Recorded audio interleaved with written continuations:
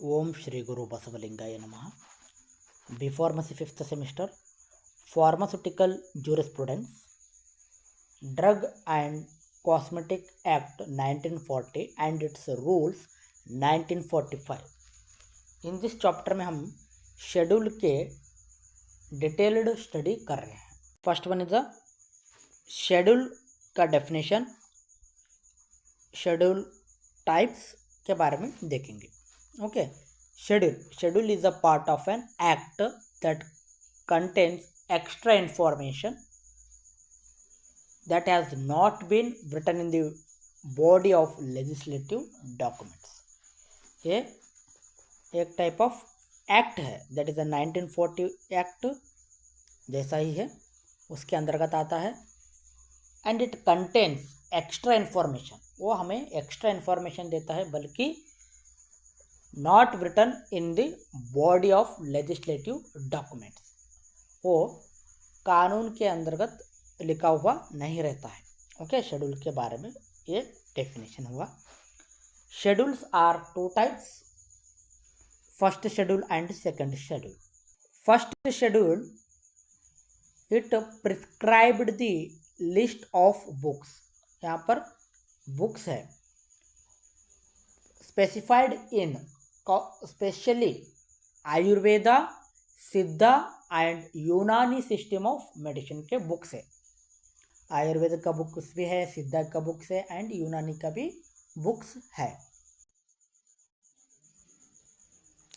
Second schedule के अंदर क्या है बोले तो ड्रग का स्टैंडर्ड्स के बारे में इंफॉर्मेशन रहता है, ड्रग का इंपोर्ट के बारे में इंफॉर्मेशन रहता है, ड्रग का मैन्युफैक्चरिंग, ड्रग का सेल, ड्रग का स्टॉक एंड डिस्ट्रीब्यूशन के बारे में इंफॉर्मेशन देता है. That is comes under the second schedule. Second schedule के अंतर्गत शेड्यूल ए में देखेंगे. शेड्यूल ए में फॉर्म्स एंड एप्लीकेशंस, किसके लिए फॉर्म्स एंड एप्लीकेशंस रहता है यहाँ पर? लाइसेंस के लिए. ओके, जो भी लिखा पट्टी रहता है वो comes under the schedule A. And schedule B it also second schedule के अंतर्गत आते हैं. Fees for different test and analysis done by central drug laboratory. Fees for different test and analysis the done by central drug laboratory. Okay, यहाँ पर fees देना पड़ता है different test के लिए एंड डिफरेंट एनालिसिस के लिए. ड्रग का टेस्ट एनालिसिस करने के लिए हमें फीस देना पड़ता है. हम सेंट्रल ड्रग लैबोरेटरी में क्या करते हैं?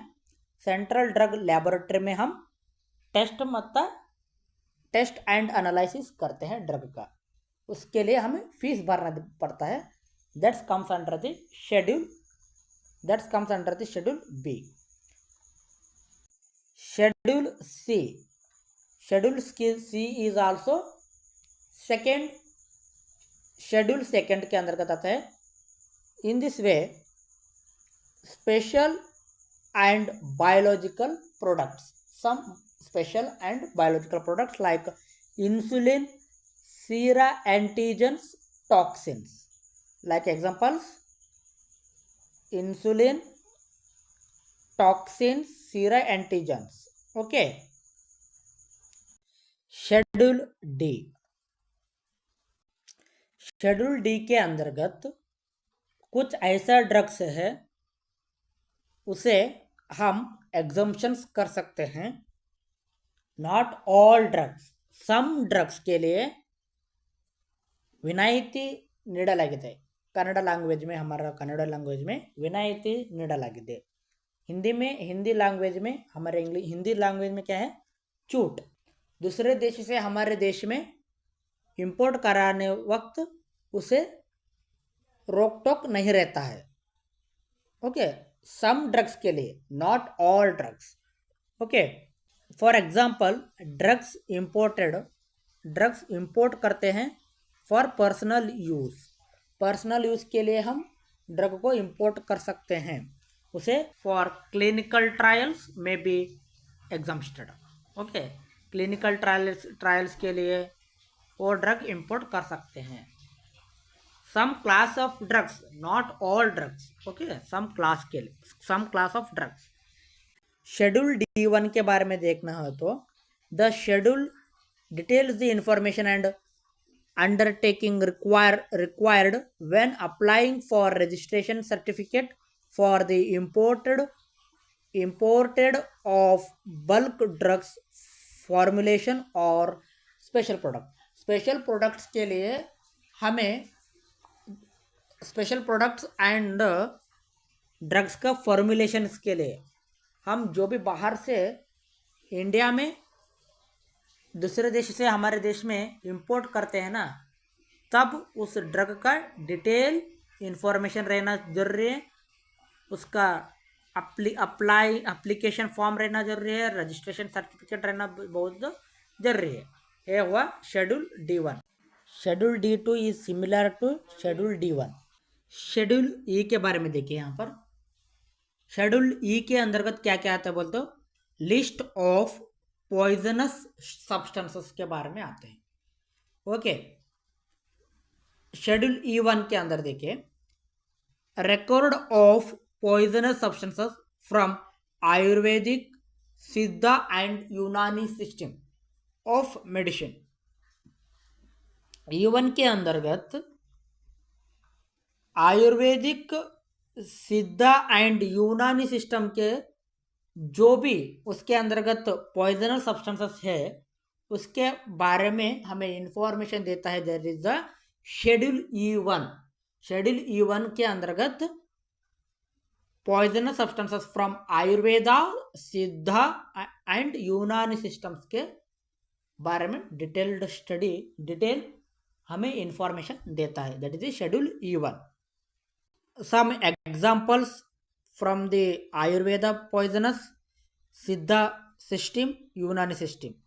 Okay, these are the examples of the poisonous substance including Ayurveda, Siddha and Unani system में। Okay, particularly मैंने इधर लिखा से हुआ है, आप अच्छे से लिख लेना। शेड्यूल F के बारे में देखिए यहाँ पर, application to blood banks। Okay, यहाँ पर स्टोर किया हुआ सो ब्लड के बारे में है, उसके लाइसेंस के लिए प्रोसेस हमें है। That is the schedule F। Blood centre, blood components, blood donation. Schedule F1 के बारे में देखना है बोले तो provisions applicable to other biological and special products के बारे में है, such as vaccines, antigens, diagnostic antigens, tuberculin, etc. regarding their production, testing, storage, packaging, etc. Biological products का प्रोडक्शन के बारे में, उसके बायोलॉजिकल प्रोडक्ट्स, स्पेशल प्रोडक्ट्स के टेस्टिंग, स्टोरेज कंडीशन, पैकिंग, इसके बारे में आता है। That is the schedule F1 के अंतर्गत। शेड्यूल F2 के अंदर क्या आता है बोले तो standards for surgical dressing, standards for surgical dressing and bandage cloth. Okay, ये comes under the schedule F2 के अंदर आते हैं, surgical dressing and bandage cloth. Schedule F3 standards for umbilical tapes. Schedule FF standards for ophthalmic preparation. Ophthalmic preparation जो भी आई के related क्या भी प्रिपरेशन रहते हैं उसके बारे में डिटेल देता है। That is schedule FF। Schedule F3 that is umbilical tapes के बारे में क्या देता है, जानकारी देता है। These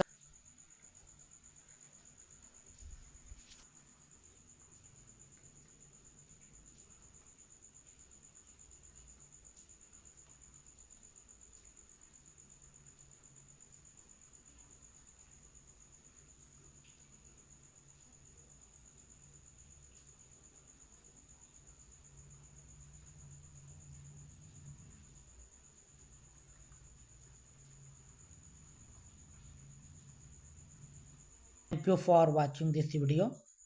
God bless you, my all respected friends.